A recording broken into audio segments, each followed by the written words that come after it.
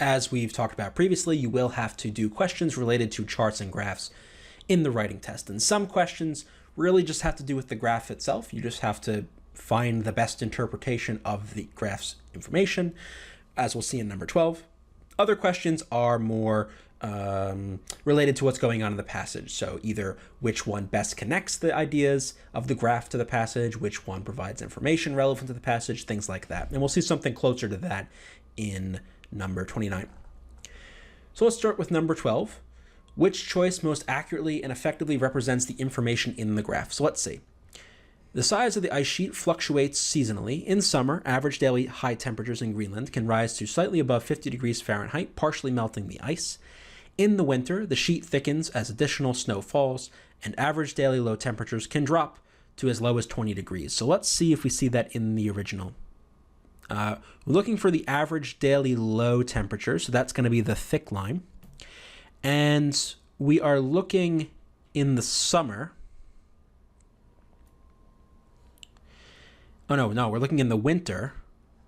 In the winter, the sheet thickens as additional snow falls, and average daily low temperature can drop to as low as 20 degrees. So here's the low. And yeah, I mean, no, here's the winter. Here's January. It seems to be dropping below 20, like 15, 14, 13, even 12 by the beginning of March. So this is close. I think what they're trying to do is make you look over here, and this is pretty close to 20, though it goes below 20 in any event. So we're probably looking for something below 20. So I like B to 12. That looks good. To their lowest point on December 13th, that's just false. Here's December 13th, but it goes much lower in January and February.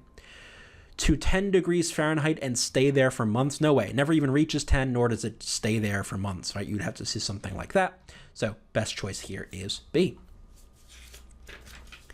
Which choice most effectively completes the sentence with relevant and accurate information based on the graph above? What most caught my interest, though, was a quotation from someone who described co-working spaces as melting pots of creativity. The article refers to a 2012 survey in which 64% of respondents noted that co-working spaces prevented them from completing tasks in a given time. The article goes on to suggest that the most valuable resources provided by co-working spaces are actually the people who use them. So looking at the original, does this make sense? 64% noted that co-working spaces prevented them from completing tasks. So this is the perceived effect, positive and negative impact. Here's completing tasks in a given time. It actually says that it has a 64% positive impact on their ability to do it, not that it prevented them. That only 8% say that the co-working spaces had a negative effect on their ability to complete tasks. So the original gets that wrong. 71% of respondents indicated that using a co-working space increased their creativity. That's pretty good considering the topic of this paragraph is about how co-working spaces are useful for creativity. That fits the paragraph. It fits the graph. So B looks good. Respondents credited co-working spaces with giving them 74% of their ideas related to business. Careful.